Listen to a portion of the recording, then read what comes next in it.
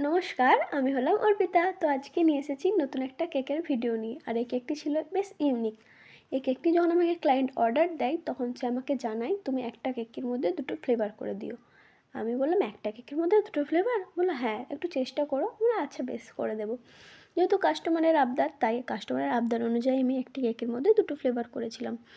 তো তোমরা জানিও গেস করে যে কেকের ফ্লেভার দুটো কী কী ছিল। যদিও তোমরা উপরের ডেকোরেশন দেখে একটা ঠিক বলতে পারলেও দ্বিতীয়টা তোমরা ঠিক পারবে কি না সেটা আমি জানি না। তবুও আমি তোমাদের জানিয়ে দিই, একটা ছিল স্ট্রবেরি আর একটা ছিল পাইনাপেল। তো তোমরা কেকের ঠিক ভেবেছিলে সেটা আমাকে অবশ্যই কমেন্ট করে জানিও।